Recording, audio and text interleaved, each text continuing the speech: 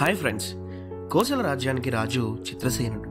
ఆయన జనరంజకంగా ప్రజలను కన్నబిడ్డల వలె పరిపాలిస్తున్నాడు. ఒకరోజు రాజుగారు గాఢంగా నిద్రిస్తుండగా ఒక భయంకరమైన కల వచ్చింది. ఆ కలలో ఒక కంఠస్వరం వికటట్టహాసం చేస్తూ, మహారాజా, మీకు రోజు ఉదయాన్నే సూర్యునికి నమస్కరించే అలవాటు ఉంది కదా. ఈరోజు శనివారం, రేపు ఆదివారం. సూర్యునికి నమస్కరిస్తున్న సమయంలో నీకు ప్రాణగండం ఉంది. ఆ గడువును నీవు అధిగమించావంటే నీకు ఇక చావు ఉండదు అంటూ కలలో ఆ కంఠస్వరం మహారాజును హెచ్చరించింది. మహారాజు ఉలికిపడి లేచి చూశాడు. ఒళ్ళంతా చెమటలు పట్టాయి. మహారాణిని నిద్ర నుండి లేపి తనకు వచ్చిన భయంకరమైన కల గురించి వివరించాడు. అప్పుడు మహారాణి, కలలు కలలే, అవి నిజంగా జరుగుతాయని భయపడకండి, హాయిగా ఏ ఆలోచనలు లేకుండా నిద్రపోండి అంటూ అనునయించింది. మహారాజు మృత్యుభయంతో క్షణకాలం స్థిమితంగా ఉండలేకపోయాడు. వెంటనే సేనాధిపతిని పిలిపించాడు. మంత్రి సుదర్శుణ్ణి పిలిపించి తనకు వచ్చిన కలలను చెప్పాడు. ఈ ప్రమాదం తనకు జరగకుండా తప్పించుకునే ఉపాయం ఆలోచించమని సేనాధిపతిని మంత్రిని ఆదేశించాడు. సేనాధిపతికి మంత్రి సుదర్శనుడికి ఏమీ పాలుపోలేదు. రాజు కలలో వినిపించిన మాటలు నిజమని నమ్మితే తాము చేయగలిగింది ఏమీ లేదు అనుకున్నారు. అయితే అది రాజాజ్ఞ కనుక ఏదో ఒకటి ఆలోచించి చేయక తప్పదు. రాజవైద్యుణ్ణి, రాజపురోహితుణ్ణి రప్పించారు. మహారాజు గారి జాతక చక్రాన్ని పరిశీలించిన పురోహితుడు గ్రహాల స్థితిగతులను పరిశీలించి రాజుకి ఇప్పుడప్పుడే ఏ ప్రమాదము లేదన్నాడు. మహారాజు గారి నాడిని పరీక్షించి ఆయన పూర్తి ఆరోగ్యంగా ఉన్నారు. ఆయనకు ఆరోగ్యపరంగా ఏమీ లేదు అని వైద్యుడు చెప్పాడు.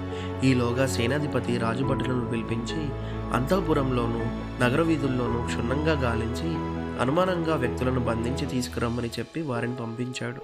వారు అంతటా గాలించి అనుమానంగా కనిపించిన కొందరిని బంధించి తీసుకువచ్చారు. వారిని సేనాధిపతి విచారించి వాళ్ళెవరూ అంత ప్రమాదమైన వారు కాదని వారిని వదిలివేయమని భటులకు చెప్పాడు. ఆ విషయం మహారాజుకి చెప్పాడు. అయినా మహారాజుకి మనసులో కుదురులేదు. ఆదివారం సూర్యోదయం దాటే వరకు తనకు ఎలాంటి ఆపద కలగకుండా చూడమని మంత్రికి మరియు సేనాధిపతికి పదే పదే హెచ్చరిస్తూనే ఉన్నాడు. కానీ మహారాజులోని భయం కొద్దిగా కూడా పోలేదు. మహారాజు గారి భయం పోగొట్టడానికి మంత్రి గారు ఆ రాజ్యంలో బాగా పేరుగాంచిన ఒక భూత వైద్యుడిని పిలిపించారు. అతను మహారాజుని పరిశీలనగా చూస్తూ ఆయన ఎదురుగా పెద్ద పెద్ద ముగ్గులు వేసి ఆ ముగ్గు మధ్యలో రాజుగారిని కూర్చుండబెట్టి పిండి బొమ్మలు చేసి వింత వింత శబ్దాలతో ఏవేవో పూజలు చేశాడు. ఆ తరువాత, మహారాజా, ఇక తమరి దగ్గరికి ఏ దుష్టశక్తి చేరదు, మీరు నిశ్చింతంగా ఉండండి అని భూత వైద్యుడు చెప్పాడు. అయినా కానీ మహారాజు గారు మరణ భయం నుండి బయటపడలేకపోయాడు. ఆ రోజు శనివారం. పగలంతా ఆహార పానీయాలు ఏమీ ముట్టుకోలేదు. రేపు సూర్యోదయం కాగానే తన ఆయువు తీరిపోతుందన్న ఆలోచన మనసును పట్టి పీడిస్తూనే ఉంది. ఆయన మంత్రి గారితో, రేపు అసలు సూర్యుడు ఉదయించకుండా చేసిన వారికి అర్ధరాజ్యం ఇస్తానని రాజ్యమంతా చాటింపు వేయించండి అని ఆజ్ఞాపించాడు. ఆ మాటలు విని మంత్రి గారు ఆశ్చర్యపోయారు. సూర్యోదయాన్ని ఆపడం ఎవరి వల్ల అవుతుంది? ప్రాణభయంతో మహారాజుకు మతిగాని చెదరలేదు కదా అని అనుకున్నాడు. అయినా రాజుగారి మాట ప్రకారం రాజ్యమంతా దండోరా వేయించాడు.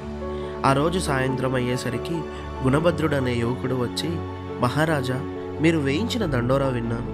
సూర్యోదయాన్ని ఆపి తమకు వచ్చిన ఆపద నుంచి నేను కాపాడగలను అని అన్నాడు. మహారాజు గుణభద్రుణ్ణి ఆశ్చర్యంతోనూ ఆనందంతోనూ చూస్తూ, సూర్యోదయాన్ని నీవు ఎలా ఆపగలవు అని ప్రశ్నించాడు. అప్పుడు గుణభద్రుడు, అది మాకు వంశపార్యపరంగా సంక్రమించిన విద్య. అయితే మీరు అందుకు ఒక చిన్న పని చేయాలి అని అన్నాడు. ఏమిటది అని ఆతృతగా అడిగాడు మహారాజు. రేపు మీరు వేకువజామునే లేచి రాజభవనంలోని తమ శయ్యాగృహం తూర్పు గది కిటికీకి మాత్రం తెరిచి ఉంచి సూర్యోదయానికేసి చూస్తూ కూర్చోండి.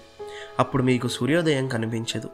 అదేవిధంగా నగర వీధులలో ఘంటారావం వినిపించేంత వరకు నగర ప్రజలెవరూ కూడా వారి ఇళ్ల నుండి బయటకు రాకూడదని దండోరా వేయించండి. అప్పుడు మీరు నిశ్చింతంగా ఉండవచ్చు అని అన్నాడు గుణభద్రుడు. ఆ మాటలు విన్న మహారాజు మనసు కొంత తేలిక పడింది. మరునాడు వేకువజామున మహారాజు తన శయ్యాగృహం తూర్పు గది కిటికీ తెరిచి ఉంచి ఆ కిటికీ దగ్గరే కూర్చొని ఊపిరి బిగబట్టి సూర్యోదయం వైపే చూడసాగాడు. తూర్పు కొండ మీద దట్టమైన అడవిలో నుంచి కారు మేఘాలు వంటి దట్టమైన పొగలు లేచి ఆకాశమంతా కమ్ముకున్నాయి. గంటసేపు పైగా అలా పొగలు ఎగిసిపడుతూనే ఉన్నాయి. ఈలోగా సూర్యుడు ఉదయించే సమయం దాటిపోయింది. అయినా ఇంకా తాను ప్రాణాలతోనే ఉన్నాననుకున్న మహారాజు ప్రాణగండం నుంచి బయటపడ్డానన్న ఆనందంతో శయ్యాగృహం నుంచి బయటకు వచ్చాడు. మరికొంతసేపటికి తూర్పు దిక్కున పొగలు తొలగిపోగా ఆకాశంలో బారెడు పొద్దు కనిపించింది. మహారాజుకి ఏమీ అర్థం కాలేదు. మరుక్షణమే నగర వీధులలో ఘంటారావం మోగడంతో తమ తమ ఇళ్ల నుంచి ప్రజలు ఆనందంతో బయటికి వచ్చారు. మహారాజుకి ప్రాణగండం తప్పిందన్న ఆనందంతో ప్రజలు ఆ రోజు పండుగ చేసుకున్నారు. కానీ తనకు అర్ధరాజ్యం ఇవ్వమన్న గుణభద్రుడు రాలేదు. గుణభద్రుడు ఇక రాడని మంత్రిగారి ఒక్కరికే తెలుసు. ఎందుకంటే పీడకల వల్ల మహారాజుని పట్టుకున్న భయాన్ని పాలద్రోలడానికి మంత్రిగారే గుణభద్రుడిని మహారాజు వద్దకు పంపి సూర్యోదయాన్ని ఆపు చేయగలనని నమ్మించాడు. ఆ తర్వాత నమ్మకమైన తన సైనికులచే వందల కొద్దీ బండ్లపై ఎండుగడ్డిని నగరం చివర ఉన్న తూర్పు కొండ దగ్గర నుంచి అడవిలోకి తోలించాడు. తరలించిన గడ్డి మీద నీటిని చల్లించి సూర్యోదయ సమయానికి నిప్పు పెట్టించాడు. తడిసిన గడ్డికి నిప్పు పెట్టడంతో దట్టంగా పొగ ఆవరించుకుంది. ఆ పొగల్లో తూర్పు గది కిటికీకి దగ్గర కూర్చున్న మహారాజుకి సూర్యోదయం కనిపించలేదు. మహారాజుకి ఆ విధంగా భయాన్ని పోగొట్టడంతో పాటు తెలివిగల మంత్రిగారు ప్రజలకు మహారాజుపై ఉన్న గౌరవానికి ఎలాంటి భంగం వాటిల్లకుండా చూశాడు.